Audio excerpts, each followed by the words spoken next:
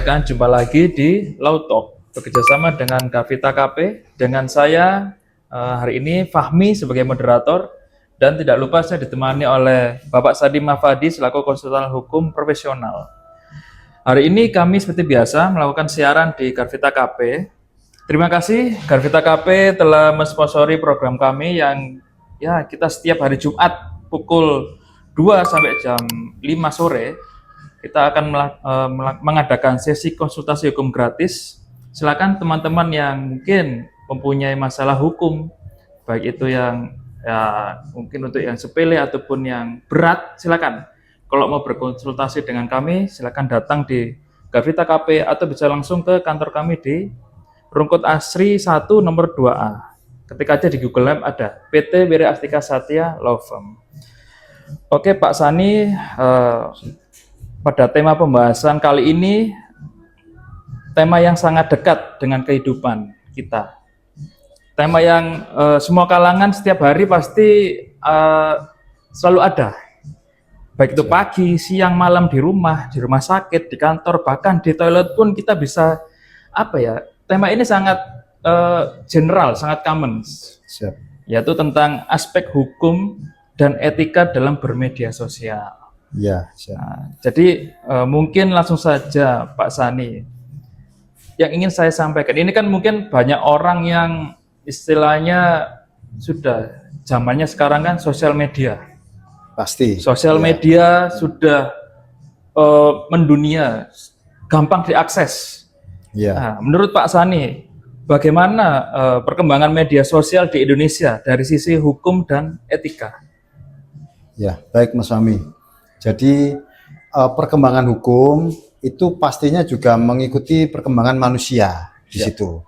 Jadi ketika manusia kehidupannya berkembang, maka aturan hukum juga harus mengikuti untuk mengakomodir kepentingan manusia tersebut agar ada kepastian hukum dan perlindungan hukum. Baik. Nah, dalam hal ini mengenai media sosial adalah termasuk dalam ITE atau informasi dan transaksi elektronik yang mana diundangkan dalam Undang-Undang Nomor 11 Tahun 2008 di situ. Jadi undang-undang tersebut pada saat itu diharapkan dapat memberikan perlindungan dan kepastian hukum bagi masyarakat dan menjadi payung hukum dalam beraktivitas yang menggunakan sarana elektronik. Baik. Jadi bukan hanya media sosial kita pegang HP, tapi lebih luas dari itu, misalnya transaksi perbankan, tiketing, yang serba elektronik semua. Harapannya dengan adanya undang-undang tersebut, maka ada perlindungan hukum dalam melakukan transaksi maupun kepastian hukum dalam terkait masyarakat terjamin keamanannya. Demikian. Jadi sudah ada ya Pak ya, landasan hukumnya ya Pak yang mengatur di undang-undang ya? Iya, betul. Untuk yang kedua mungkin ini Pak, apa saja Pak yang biasanya kejahatan yang terkait penggunaan media sosial ini Pak, yang sering mungkin Bapak tangani kah atau yang ada di masyarakat secara umumnya? Iya. Jadi kalau kita mengklasifikasikan kejahatan-kejahatan dalam Undang-Undang ITE tersebut, ada beberapa kelompok atau klaster ya. Baik.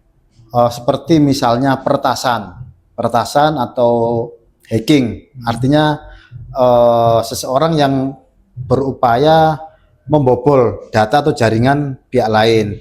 Kemudian di situ ada apabila bermedia sosial menggunakannya untuk tujuan pencemaran nama baik atau fitnah. Kemudian muatan tersebut mengandung unsur perjudian, judi online atau transaksi narkoba melalui media tersebut. Kemudian terkait tersebut misalnya prostitusi, seperti misalnya kalau kita baca itu di fenomena masyarakat menggunakan aplikasi micet, OpenBO di sana itu juga kejahatan. Kemudian di situ menyebarkan berita bohong atau hoax atau ujaran kebencian bagi suku, agama, ras, golongan, antar golongan. Seperti itu. Kemudian ada lagi pengancaman atau pemerasan melalui sarana sosial. Jadi di sini undang-undang ITE tersebut adalah lex spesialis. Apabila perbuatan-perbuatan yang saya sebutkan tadi itu dilakukan dengan menggunakan sarana eh, elektronik, maka bisa dijerat dengan Undang-Undang ITE. Namun kalau tidak menggunakan sarana elektronik dan menggunakan sarana manual, misalnya pencemaran nama baik tapi melalui pamflet ditempelkan di mana, maka dia bisa dijerat. Tapi KUHP dia pasal 310 ada.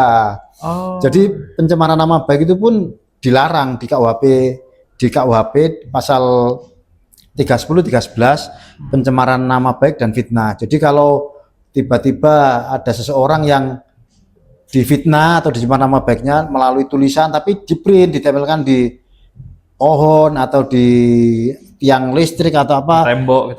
Tembok itu kenanya pasal KUHP karena dia tidak menggunakan sarana elektronik.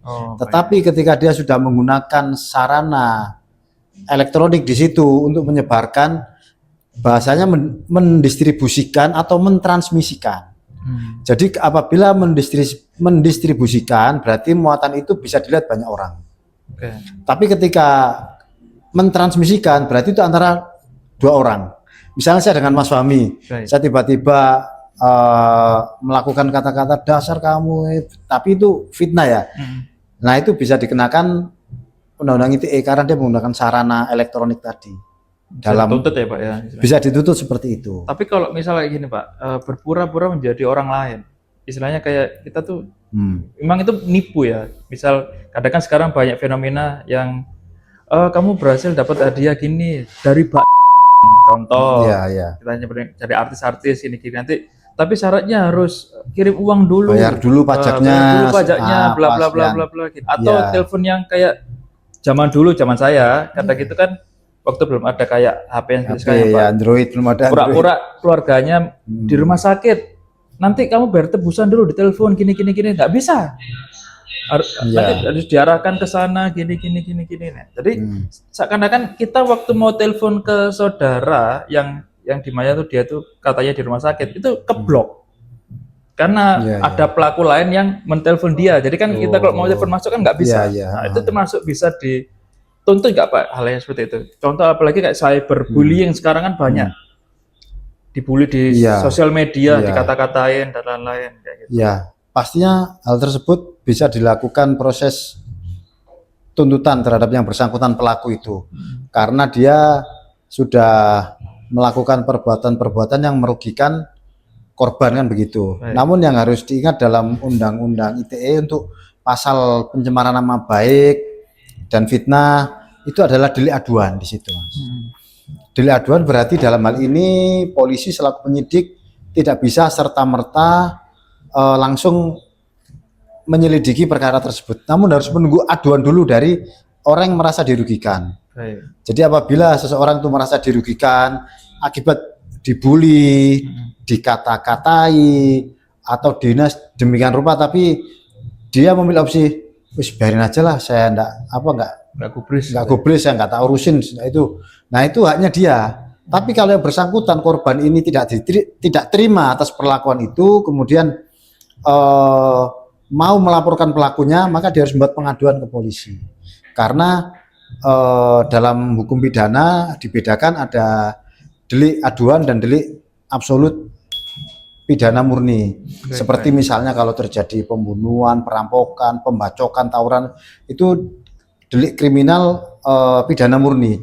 Jadi meskipun tanpa ada yang melapor, masyarakat tidak ada yang melapor, polisi bisa membuat laporan atas adanya kejadian tersebut dan langsung menyelidiki untuk melakukan pengungkapan terhadap tindak pidana karena dibunuh tapi kalau pencemaran nama baik dan fitnah apa semua yang termasuk klaster tersebut adalah termasuk dalam delik aduan di situ.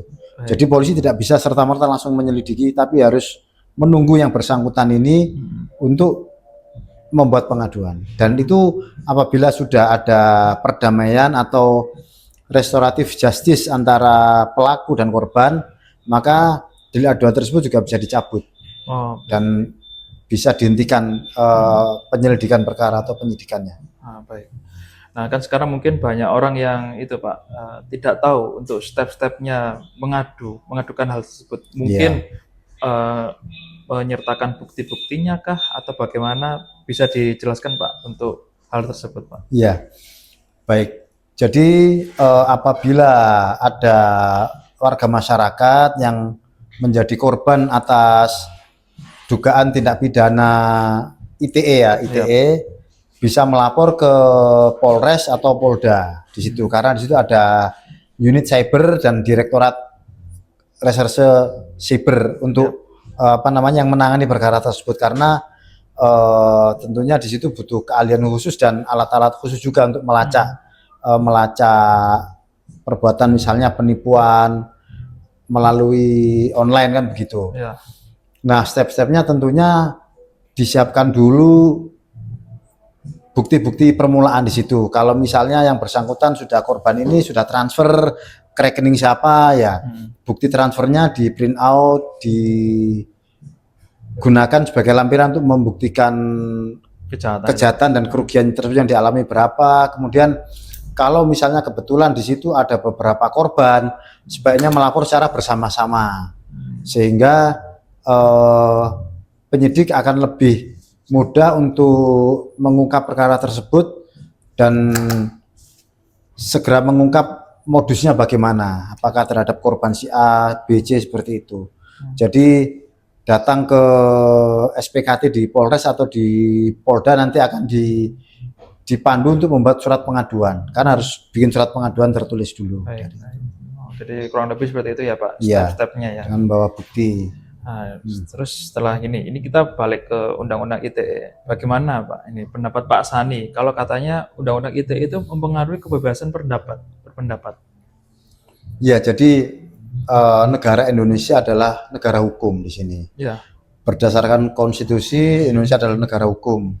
Dan pasal 28E Undang-Undang Dasar 1945 jelas menyatakan bahwa setiap orang berhak untuk berkumpul, berserikat, dan menyampaikan pendapat di situ. ya. Nah, dalam hal ini seseorang atau setiap warga negara berhak menyampaikan pendapatnya, namun tentunya tidak bebas tanpa pertanggungjawaban. Ya. Kan di situ. Intinya setiap orang berhak untuk menyampaikan pendapatnya atau aspirasinya dengan bertanggung jawab di situ. Nah, atas adanya ketentuan pasal 27A mengenai pencemaran nama baik dan fitnah itu sudah dilakukan judicial review oleh Mahkamah Konstitusi melalui putusan nomor 105 tahun 2024. Jadi yang dimaksud dalam pasal 27 itu pencemaran nama baik atau fitnah itu hanya boleh yang menjadi pelapor atau korbannya adalah orang perseorangan. Oh, Jadi lembaga pemerintah, badan atau organisasi tidak punya legal standing untuk melaporkan.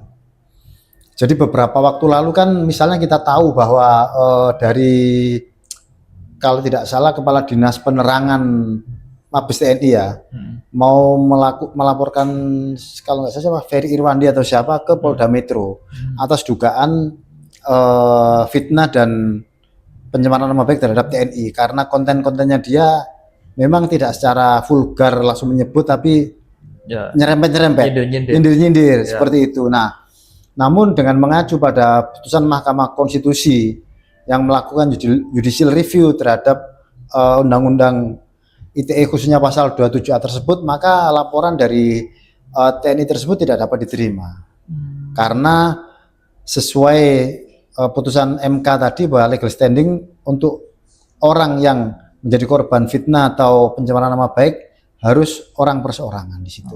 Berarti ada ketimpangan ya Pak di pasal 27A itu bahwasanya kan hanya untuk orang perseorangan, bahwasanya kadang kan ada ya tadi dari instansi tertentu merasa difitnah di sosial media dan lain tidak bisa melapor. Ya memang pada akhirnya di situ itu juga menjadi celah hukum di situ. Kritiknya seperti apa, kemudian apakah sampai menjurus pada fitnah. Namun apabila tidak bisa dilakukan melalui Undang-Undang ITE, maka yang bersangkutan juga mengupayakan mencari jalur hukum yang lain, misalnya dengan menggugat perdata. Baik. Karena atas pernyataan atau komentar dia itu merugikan ini tanpa didukung alat bukti, hanya fitnah, hanya pencemaran nama baik, maka kamu saya tuntut untuk meminta maaf, harus membayar ganti rugi sekian. Bahkan pernah ganti rugi cukup hanya Rp1.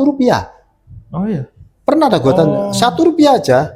Tapi di situ yang dipermasalahkan bukan ganti rugi materialnya, ganti kerugiannya, tetapi di sini adalah harga diri atau kehormatan yang pihak yang menggugat tadi. Baik. Jadi gugatan akibat pernyataannya dia dirugikan, maka bisa menuntut permintaan maaf, ganti rugi material maupun imaterial.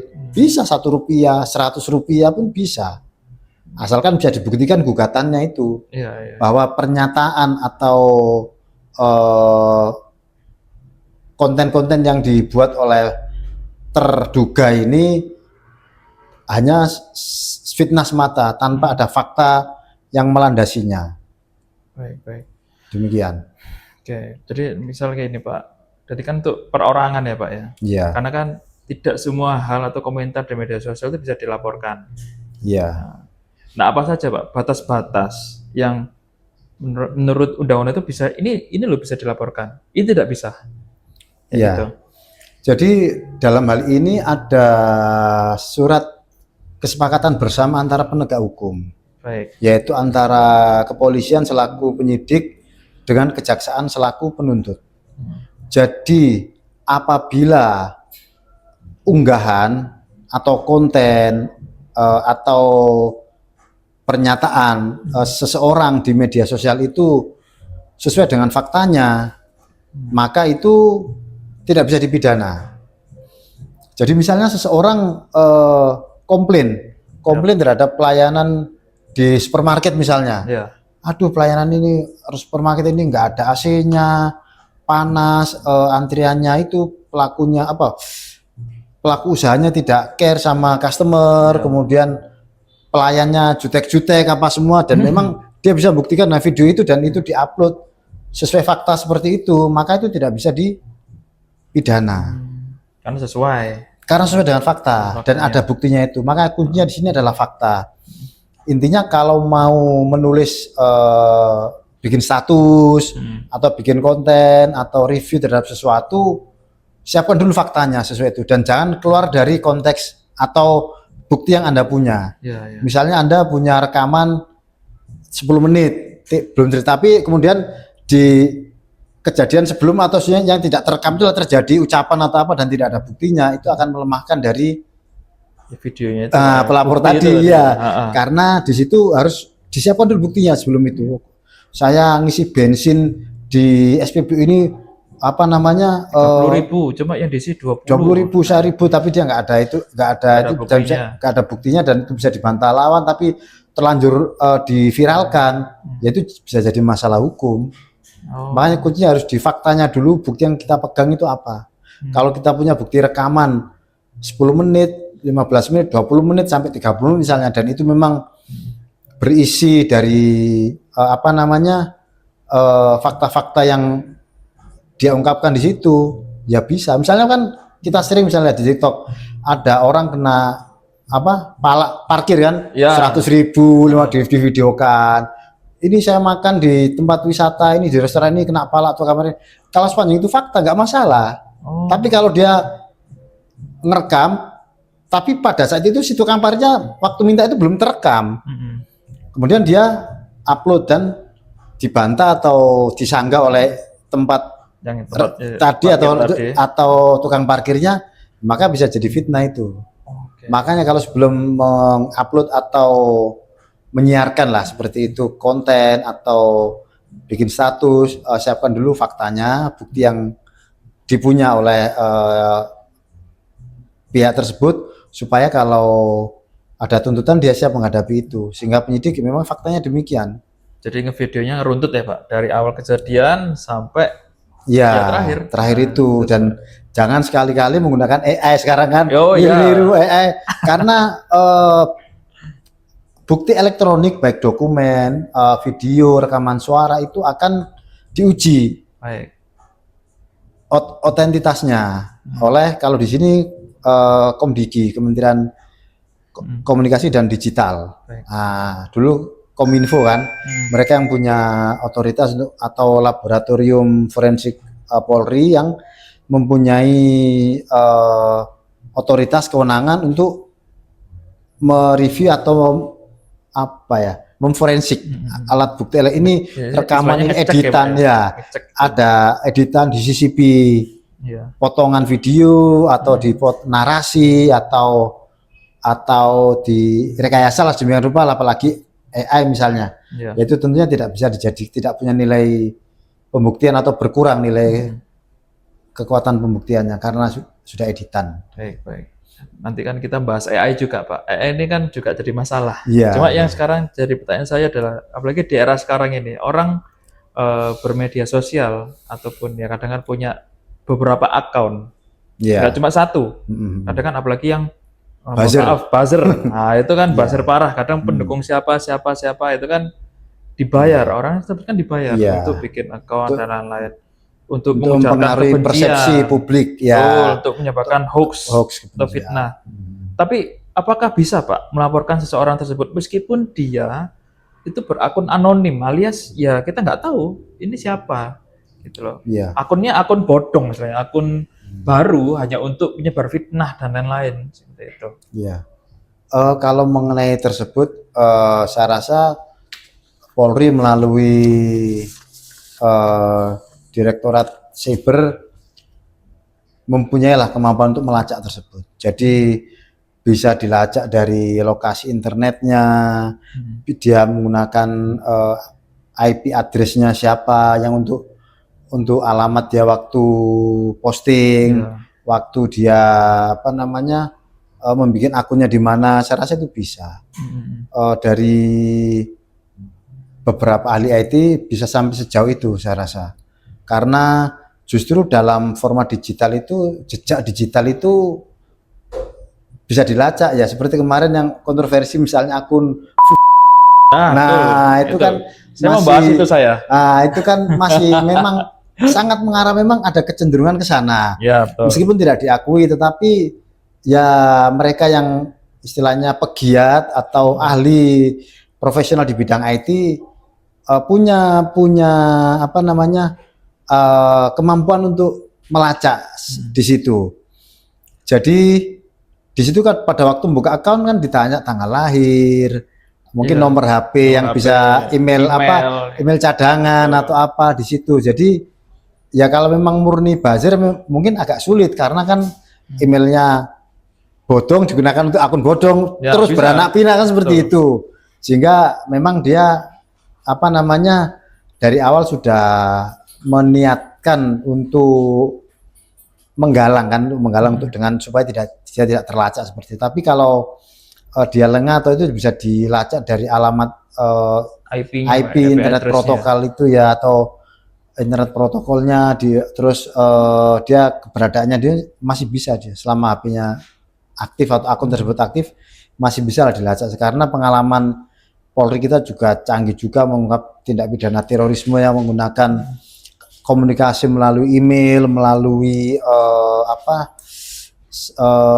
aplikasi-aplikasi yang terenkripsi itu masih bisa. Dengan ahli IT saya rasa itu masih bisa dilacak dan masih bisa dilaporkan ya, Pak? Masih bisa dilaporkan tentunya di situ. Meskipun dia akunnya kan agak sulit anonim, sangat anonim apalagi ya. Yang kemarin ya kita tahu sendiri mendekati, mengarahnya kan ke sana. Cuma kan sampai sekarang masih belum ada bukti konkretnya. Ya, tetapi ya beberapa dugaan mengarah siapa yang punya sudah diungkap ke publik kan begitu. Betul. Ya itu. Terus ada lagi misal kayak gini, Pak. Ada kan seseorang gini pernah kayak menulis komentar ataupun buat video dengan mengatakan fakta tentang seorang ya tadi nyebut yang si A itu kayak gini loh, gini. Tapi sebenarnya si A itu merasa aku nggak kayak gitu. Dia tuh merasa dia tuh namanya dicemarkan nama. Jadi si A ini berhak ya, Pak, untuk melaporkan hal tersebut meskipun ini fakta. Misal faktanya kamu itu pencuri, tapi si A merasa oh iya saya pencuri, tapi nggak usah kamu sebar-sebarkan. Nah, seperti itu loh Pak. Maksudnya Nah. fakta, tapi si A merasa itu dia dicemarkan nama baiknya, padahal ini fakta. Nah, Ya, baik. Jadi sebagaimana yang saya sampaikan tadi bahwa sudah ada surat kesepakatan di antara penegak hukum dalam ini Polri dan Kejaksaan, apabila konten atau muatan yang diupload atau diunggah ya di media sosial itu berisi fakta, maka tentunya tidak bisa dipidana orang yang mematu karena dia menyampaikan fakta. Kalau dari ceritanya Mas Fahmi tadi, misalnya seseorang itu dikomentari dia pernah pencuri apa semua, dia tinggal dibuktikan kamu dulu pernah mencuri, memang nggak sampai dilaporkan tapi diarak ke balai desa misalnya, kamu dulu pernah mencuri tapi sampai di kantor polisi tapi nggak sempat dipenjara karena dimaafkan oleh tetangganya karena kerugiannya hanya ratusan ribu misalnya karena dia nyuri sepeda, tapi itu kan fakta. Ya makanya sebelum dia mengupload tadi dia harus siap dengan bukti kalau dia dituntut. Dia sendiri saksi kan satu orang, dia paling harus mempunyai 2-3 saksi lagi yang menguatkan ini fakta. Fakta bahwa kamu iya ini kepala desanya tahu, Pak RT-nya tahu dia pernah diarak karena mencuri sepeda tetangganya misalnya begitu. Jadi sebelum upload pikirkan dulu di situ, karena dengan era media sosial sekarang jarimu adalah harimaumu. Betul. Harus balik, bukan mulutmu. Iya, sekarang jarimu adalah harimaumu. Jadi kita harus jadi pawang harimau kita ini. Karena apa ya? Akan sangat berbahaya apabila kita bermedsos tapi tidak bertanggung jawab, tidak beretika. Itu akan malah merugikan diri kita sendiri. Kena masalah hukum, rugi waktu, tenaga, pikiran dan sebagainya kan begitu. Apalagi yang ini Pak, yang kasus yang sempat kita bahas di minggu lalu yang soal pernikahan, yang ada sepasang suami istri, ya satunya sepuh dan masih muda, yang soal cek 3M itu. Dulu memang kita mengenal itu kayak, oh ini ditipu, tapi dengan perkembangannya hari ini, saya dengar ceritanya bahwasanya ini tuh bukan nipu, ini tuh fakta. Dia tuh memang benar mas kawinnya segitu. 3M ya. Iya. Tapi ada orang mungkin yang tidak suka dengan Pak memposting video biar sok-sok mungkin dia nyari keramaian, biar nyari sensasi. Nyari sensasi. Nah, itu bagaimana Pak? Itu kan hal yang merugikan. Ya meskipun kita tahu Pak backgroundnya kan katanya ada beliau itu mantan narapidana dan lain-lain. Kan pasti ada orang mencuri kecurigaan, pasti ini orang jahat juga, pasti ini benar dia ngilangin, dia nyolong gini-gini ya, dia nipu istrinya dan lain-lain. Nah itu, padahal sekarang faktanya kemarin barusan dapat info dia bulan madu dengan istrinya, berarti bukan menghilang. Iya. Jadi terkait kasus tersebut memang tadi saya katakan bahwa jarimu adalah harimaumu ya. Betul. Apabila kita akan mengupload atau membuat konten atau apa kan, termasuk juga yang ramai sekarang ini mengenai ponpes itu kan, yang viral juga di itu. Kemudian kita sebagai netizen juga harus cerdas dan punya filter di sini. Kalau dulu misalnya begini, misalnya kita dulu sekolah, sumber informasi kita kan misalnya dari buku, dari buku kan. Kita pun harus punya prinsip bahwa apa? Jadilah tuan dari buku, bukan budak dari buku. Artinya apa? Ketika kita membaca buku, kita harus filter, analisa. Benar nggak pendapatnya penulis ini? Masuk nggak? Jangan kita serta-merta menerima isi buku itu apa adanya. Karena tidak jarang juga misalnya dalam dunia intelektual, dunia akademik, ada aliran atau teori yang berseberangan kan begitu, bertentangan tidak sesuai dengan ini. Wajar saja, tidak masalah. Nah, hal tersebut kalau kita kaitkan dengan media sosial ya, jadilah kita tuan dari HP kita itu. Setiap ada informasi harus kita filter, harus kita pilih, ini masuk akal nggak ya? Ini apakah jangan-jangan orang yang menyebarkan ini punya tendensi nggak seneng, iri terhadap misalnya Pak Tarman tadi, atau dia punya maksud untuk cari sensasi dan sebagainya. Maka yang apabila konten atau muatan-muatan itu tidak ditulis atau dimuat oleh lembaga-lembaga yang kredibel ya, misalnya mungkin media massa yang sudah mainstream ya, misalnya Kompas, Detik.com, sekelas-kelas itu mungkin kita boleh percaya 90%, 80% lah. Tapi kalau dari sumber-sumber yang belum bisa diverifikasi itunya, ya kita juga harus apatis dulu. Bener enggak ini berita ini? Muatannya ini bener nggak? Masa seperti itu sih?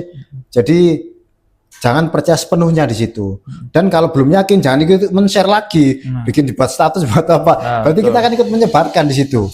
Nah, apakah itu Pak bisa yang merepost ataupun menyebarkan postingan tersebut itu dikenai hukuman? Padahal kan mereka nggak tahu ya, asal aja kan kadang. Nah itu di situ kalau dari di situ di KUHP kan ada 2 pasal di situ.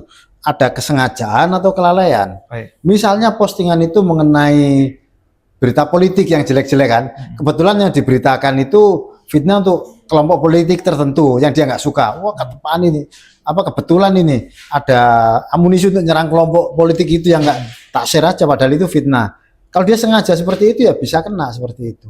Atau sekurang-kurangnya dia tuh lalai, informasi belum valid, belum jelas sumbernya, belum belum di cross check kebenarannya, tapi asal itu aja, yaitu tadi jarimu harimaumu itu.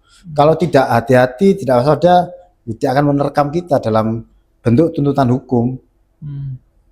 Demikian. Seperti itu ya Pak. Iya. Nah, kalau misalnya Pak, kalau yang masih nyambung yang pertanyaan sebelumnya tadi, kalau misalnya yang di share atau yang di repost itu adalah sebuah karya kayak karya cipta seseorang atau karya seni dan lain-lain. Apakah tindakan merepost tersebut itu dikatakan pelanggaran hak cipta?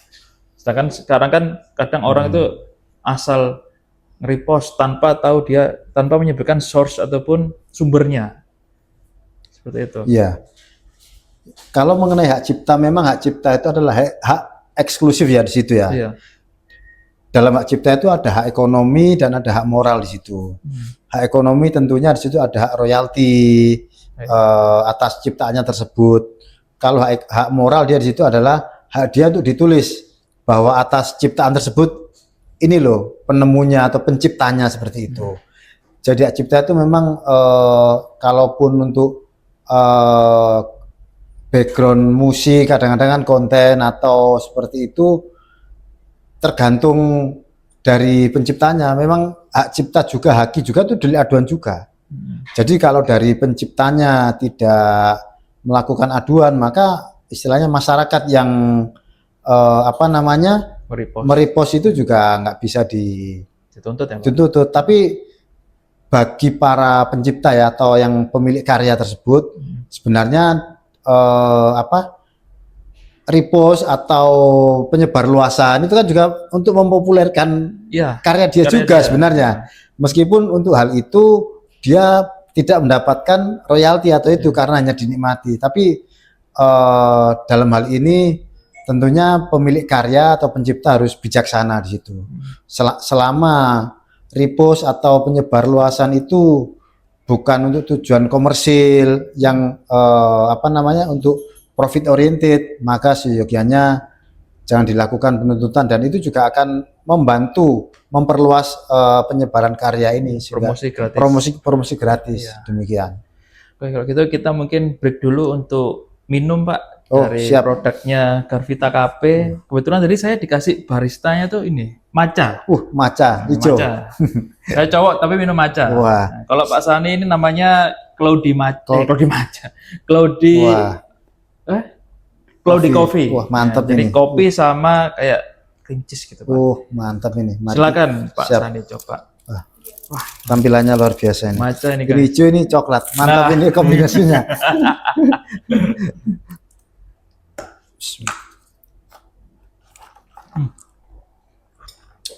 Mantap.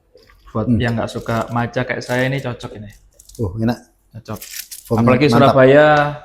Hawanya panas, ya cocok lah kalau kalian mau mampir ke Garvita, nikmati suasana, terus mendinginkan pikiran, apalagi mau konsultasi gratis dengan Pak Sani, silakan. kami persilahkan. Silakan. Ya. Kita tunggu sampai jam 5 sore. Setiap hari Jumat. Oke. Ya. Free. Free. Free ya. Silakan. Oke, Pak Sani kayaknya masih harus lanjut lagi karena banyak pertanyaan. Nanti belum dari pertanyaan dari penonton ataupun dari komentar, dari DM pasti ada. Siap. Sebelumnya ini masih saya dulu ya. Iya. Silakan, Mas Sani. Tadi kita bahas soal hak cipta ataupun sebagainya.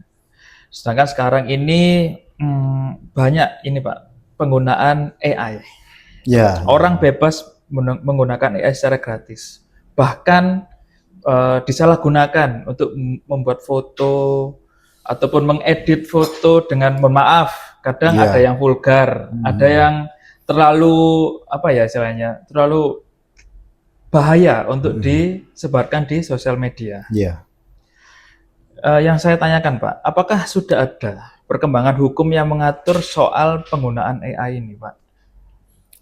Ya, baik Mas. Jadi AI itu kan istilahnya kalau dari bahasa aslinya kan artificial intelligence, AI. Tapi kalau di Indonesia kan namanya akal imitasi. Iya. Kan artinya di situ artificial ya, berarti tiruan di situ. Yep. Jadi misalnya video yang bergerak atau gambar atau apa itu bukan dari murni ya, tapi memang tiruan di situ. Tiruan. Nah, yang perlu digarisbawahi di sini tentunya yang aspek hukumnya adalah satu tentunya Undang-Undang ITE di situ. Ada Undang-Undang ITE. Kemudian yang jangan lupa juga sebelum selain Undang-Undang ITE ada juga Undang-Undang pornografi dan porno aksi di situ. Yep. Jadi apabila seseorang membuat konten AI yang isinya melanggar norma kesusilaan atau mengarah pada pornografi dan porno aksi ya bisa dipidana di situ. Konten-konten yang tidak senonoh, baik dari audionya atau visualnya, gambarnya atau itunya yang dibuat sedemikian rupa untuk meskipun itu tiruan tapi itu termasuk dalam muatan pornografi di situ. Jadi terhadap pelakunya bisa dituntut Undang-Undang ITE jungto atau digabungkan dengan Undang-Undang pornografi di situ. Karena dia membuat konten-konten yang tidak pantas di situ. Yang sangat berbahaya apabila dilihat anak kecil, remaja belum cukup umur dan bisa merusak akhlak atau moral generasi penerus bangsa. Itu yang harus diperhatikan dalam untuk pelaku-pelaku yang membuat konten-konten AI itu. Atau yang kapan hari misalnya rame mengenai konten Candi Borobudur kalau nggak salah. Dia itu biasa, gambarnya biasa, tapi pada waktu itu dia ngomong bahwa loh kalau mau umroh nggak perlu jauh-jauh ke Mekah, cukup kamu mengitari Candi Borobudur. Nah itu kan menyerempet urusan SARA di situ. Iya. Nah memang itu pun bisa dipidana kalau vulgar dan mengandung ujaran kebencian terhadap suatu kelompok atau ras tertentu, agama tertentu, golongan tertentu, itu bisa. Jadi AI itu hanya sarana, tetapi ketika substansinya atau saran atau materinya itu ujaran kebencian, fitnah, pencemaran nama baik, bisa diproses secara hukum. Jadi harus berhati-hati dalam membuat video AI yang berisikan gambar ataupun narasinya yang mungkin bisa merugikan pihak lain. Berarti benar Pak ya, untuk misal kayak foto hasil AI kadang kan sulit dibedakan. Sangat sulit sekali. Iya. Apalagi untuk generasi-generasi yang mohon lama. Maaf kayak ibu saya, kadang kan nggak bisa bedakan ini benar, ini salah ataupun apa. Nah, bagaimana kok misal ada yang melakukan candaan ngedit seperti ya foto-foto AI, terus orang tersebut itu sakit hati, tersinggung dengan cara tersebut. Terus itu gimana Pak cara untuk melaporkan hal itu? Ya. Apakah bisa Pak? Gitu. bisa aja misalnya seseorang ya kepalanya temannya ini tapi dikasih tubuh, mohon maaf ya, misalnya babi atau Iya. binatang-binatang lain yang itu anjing misalnya. Misalnya seperti itu. Jadi kembali lagi di sini itu adalah dalam ranah delik aduan di situ. Iya. Kalau yang bersangkutan ini merasa wis gak apa-apa nyanyi koncoku kayak gitulah kelakuannya lah. Ya, dia tidak menuntut, tetapi kalau dia orang yang gampang tersinggung, punya pride atau harga diri yang tinggi yang nggak bisa disepelekan, tiba-tiba dibegitukan, ya dia bisa melapor itu dan bisa dipidana, kan penghinaan itu, pencemaran Iya, nama iya, baik. iya. Itu pencemaran nama baik, makanya tadi saya katakan jarimu adalah harimaumu. Apabila kamu tidak hati-hati dalam menggunakan sarana media sosial itu secara bertanggung jawab, maka resiko bui di kerangkeng ini di depan mata sebenarnya. Hanya karena AI doang. Iya, hanya karena AI iseng foto usil. editan. Iya betul, foto atau video editan. Nah, apalagi kan sekarang bisa menyerang ke itu Pak, instansi. Contoh mungkin, mohon maaf, kayak presiden nanti diedit, nanti kayak gimana, ada yang editnya ngawur itu. Sedangkan tadi bahwasanya Pak Sani menjelaskan instansi tidak bisa melaporkan, harus perorangan. Iya. Nah, itu kan, ada ketimpangan bahwasanya ini kan simbol negara, presiden, gitu loh, simbol. Iya. Ya, presiden memang di sini kepala negara yang termasuk di sini adalah salah satu lembaga tinggi negara ya, Iya. presiden beserta jajaran di situ ya. Namun jangan lupa juga di situ bahwa presiden ini juga orang perorangan loh. Dia juga punya individu. Jadi mungkin dengan kita lihat dulu yang diedit bagaimana, tapi presiden kita sekarang misalnya Pak Prabowo, apabila dilaporkan, diedit dia dalam atau dikritik dia dalam kapasitasnya sebagai presiden, dia tidak bisa. Tapi kalau sebagai pribadi, dia punya hak yang sama seperti warga negara yang lain. Nah, itu juga celah hukum untuk melaporkan. Yang satu punya celah hukum untuk tidak dilaporkan, yang satu juga punya celah hukum untuk melaporkan. Makanya di situ akan diadu argumentasi hukum, teori hukum, logika hukum, bahkan mungkin sampai filsafat hukum juga akan diuji di perkara tersebut nantinya. Oh, sampai banyak Pak ya? Iya, aspeknya ya? Iya di situ. Karena kan ini suatu hal yang baru kan tentunya yang belum pernah itu. Bisa seperti itu. Jadi bahwasanya AI ini masih belum ada, istilahnya buat landasan hukum masih belum ada ya Pak? Kalau landasan hukumnya tentunya dia mengacu pada Undang-Undang ITE dan Undang-Undang pornografi dan juga undang-undang yang lain kan, misalnya judi, berjudi. Kalau ayo kita mengajak berjudi atau iklan berjudi kan, dia bisa kena pasal 303 atau ITE juga karena ada kandungan siapa, artis siapa, ngajak berjudi, ngajak gini. Sekarang kan suara pun bisa, suaranya Donald Trump pun bisa, suaranya presiden-presiden pemimpin dunia lain pun bisa seperti itu, suaranya Putin, suaranya bisa kan kita pakai seperti itu kan, dengan metode AI itu. Jadi yang menjadi garis besar di sini adalah AI itu adalah sarana aja, sedangkan konten atau muatan dalam AI itu secara substansi apabila mengandung perjudian bisa dijerat pidana perjudian. Apabila ada kandungan muatan pornografi bisa digugat atau dilaporkan melalui undang-undang ITE atau undang-undang pornografi dan porno aksi itu. Jadi tergantung suspeknya dulu. Ya, material pelanggaran yang tindak pidananya apa di situ.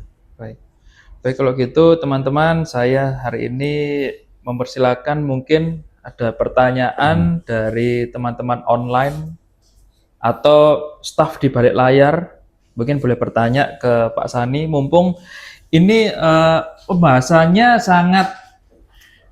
sangat anak muda sekali, sangat yang istilahnya setiap hari kita berinteraksi dengan HP, dengan sosial media dan lain-lain.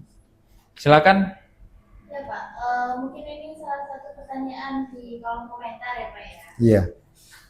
Misal ada seseorang memang dia menuliskan suatu kritikan tanpa menyebut nama ataupun instansi, tapi orang lain tuh malah tersindir gitu atas kritikannya. Itu tuh apakah bisa dianggap pencemaran nama baik?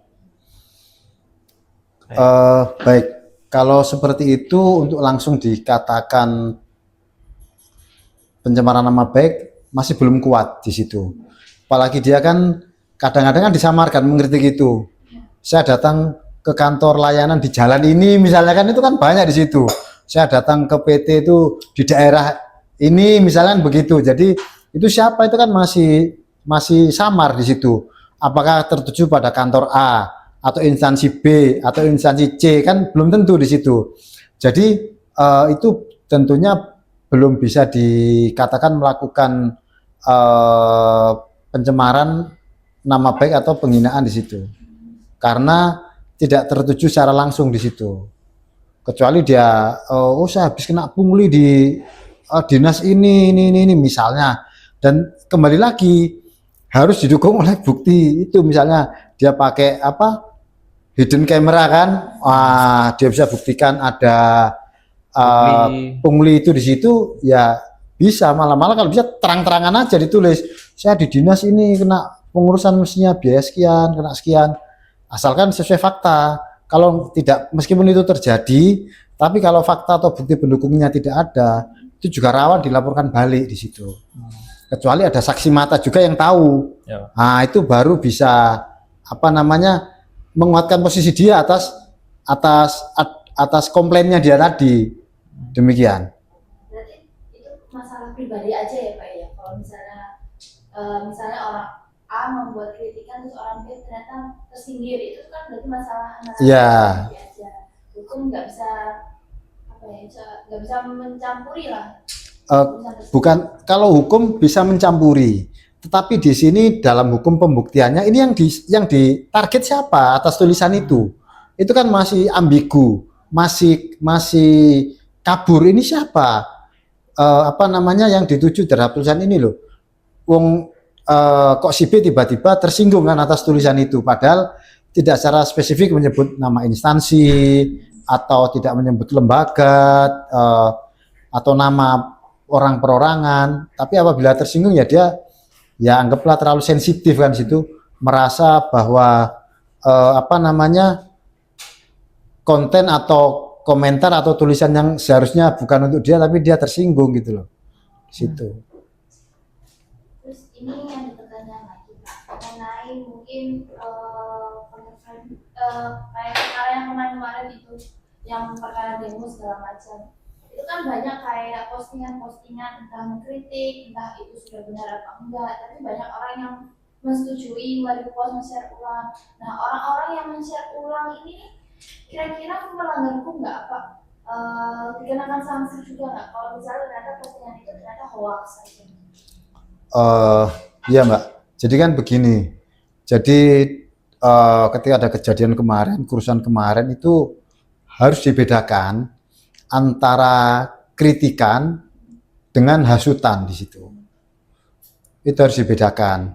Tentunya dari kata-kata, dari kalimat, dari konteks tulisan itu harus dibedakan. Sekarang misalnya yang kemarin itu misalnya ada yang hasutan, ayo kita bakar, ayo kita itu kan sudah menghasut. Itu kan berarti mengajak atau menyuruh melakukan untuk berbuat pidana di situ.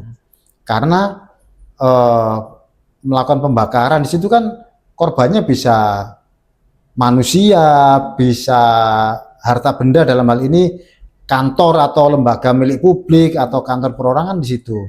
Tapi kalau kritikan di situ tentunya ada kalimat-kalimat yang tidak provokatif di situ.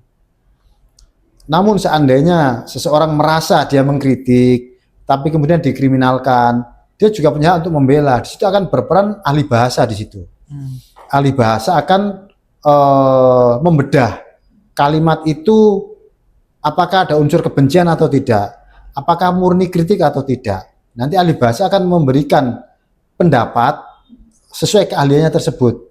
Misalnya kalau ada kalimat kita baca, ayo kita bakar saja gedung DPR. Kan tanpa ahli bahasa pun kita sudah tahu bahwa itu hasutan kan. Tapi mungkin kalau ada kalimat-kalimat tertentu yang apa namanya tidak ambigu, tapi itu bisa dipidana.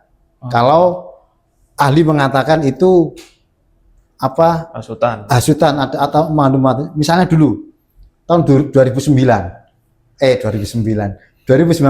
rame-ramenya Pilpres seperti itu, kena waktu di hotel Majapahit itu ya? Oh. mengatakan pendemo apa itu idiot, kan dari kan dia dihadang waktu itu, dihadang, dia mau keluar konser apa semua dihadang dia, tapi dia kemudian bikin vlog mengatakan bahwa yang madrasah ini orang-orang idiot. Nah justru dia kena gara-gara kata-kata itu, padahal diri yang menjadi korban akibat bahasanya itu apa ya, dihalangi nggak boleh keluar dari situ.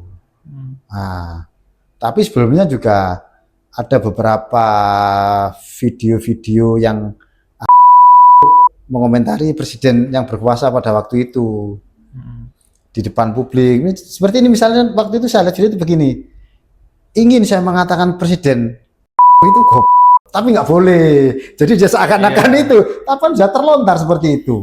Nah, di situ ahli yang akan berperan, ada maksud nggak, ahli pidana. Ini tadi contoh ya, saya nggak itu ya, artinya untuk dibedah dalam aspek hukum.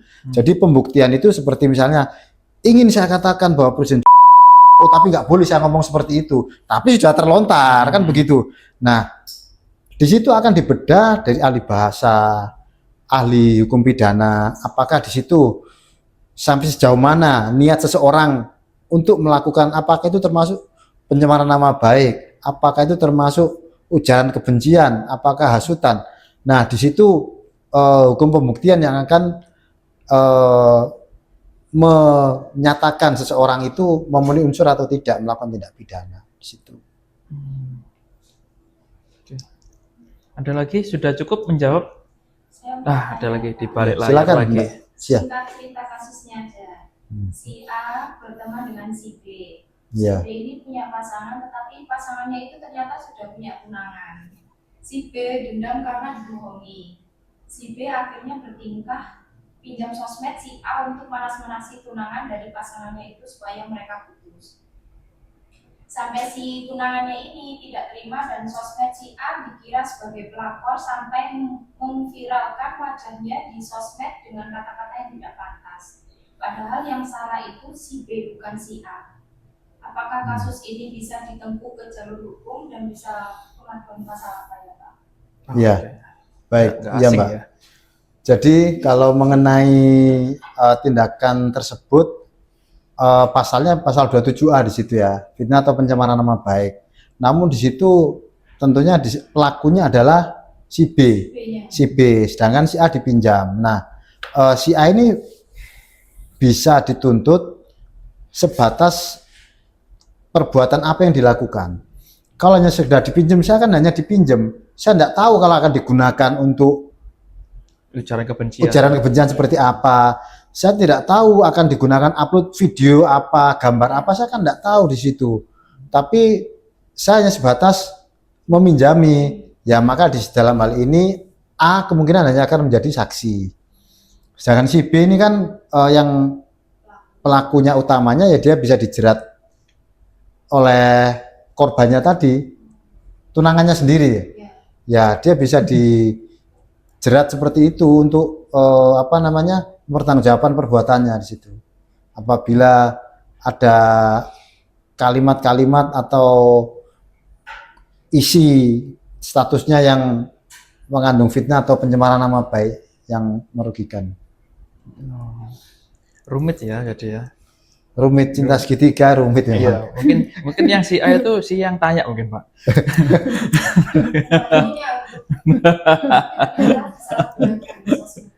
Ya takutnya kan gitu. Kadang kan sosmed disalahgunakan. Nah, misal disalahgunakan seperti tadi Pak, kan dipinjam. Itu kan berarti si A kan bukan jadi pelaku, dia kan meminjami. Itu nanti buktinya gimana Pak? Itu kan pakai sosmednya si A kebetulan. Kan padahal artinya pelakunya si B. Ya. Di sini tentunya alat bukti yang berperan adalah keterangan saksi di sini. Dalam hukum pidana kan berlaku namanya cross examination. Jadi si A ditanya sendiri, si B ditanya sendiri. Jadi kayak tadi pengakuannya si A misalnya, saya hanya dipinjam saja Pak, saya nggak tahu menahu. Si B ngomong sebaliknya, loh dia tahu Pak, dia saya kasih imbalan kok, dia saya mau nulis ini dia tahu kok. Dia saya tunjukkan loh Pak, ini yang mau saya post di akun sosialmu tuh video ini, gambar ini, tulisan dia tahu kok, ada buktinya, chat semua, dia kena di situ.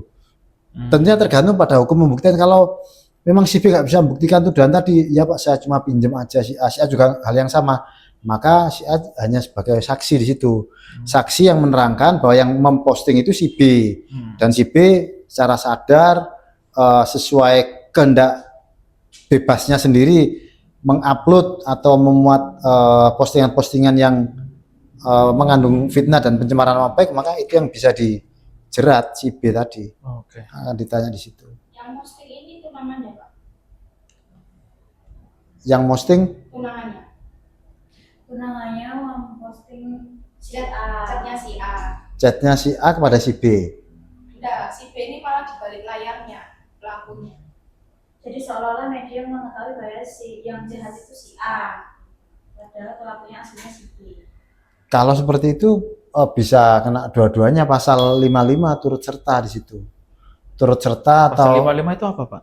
penyertaan dalam tindak pidana, delming atau penyertaan dalam tindak pidana. Jadi di situ ada menyuruh melakukan, turut serta melakukan, membantu melakukan. Di situ ada pasal 55 itu misalnya begini, ilustrasinya ya, seseorang itu boncengan motor, 2 orang. Yang satu di atas motor, yang satu turun ngambil TV-nya orang, di rumahnya orang lagi kosong, digotong, dibawa dia ke persidangan. Si A sama si B kan, si B yang turun, si A di atas motor. Loh Pak, saya nggak ikut mencuri Pak, yang ngambil itu si B. Tapi kamu ikut di atas motor, itu hukumannya sama di situ. Oh. Jadi yang pasal 55 itu menyuruh melakukan, membantu melakukan, turut serta melakukan, itu hukumannya sama dengan pelaku utama. Ada Meskipun cuma ikut-ikutan. misalnya dia nggak ikut. Ada sosmednya. Iya, misalnya seorang dia nggak ikut merampok, ikut merencanakan, nanti kamu ini kamu hadang dia di sini.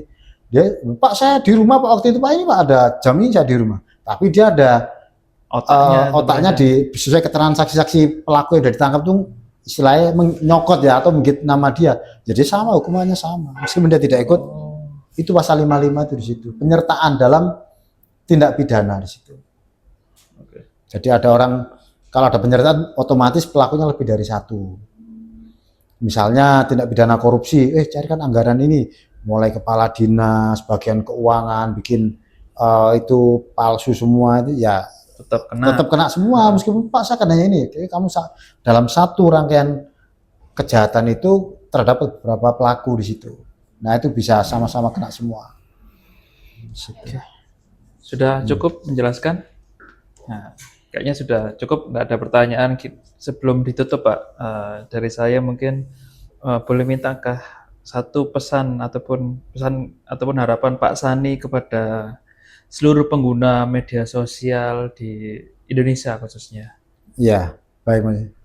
Jadi dalam bermedia sosial, gunakanlah media sosial secara bertanggung jawab dan bijaksana.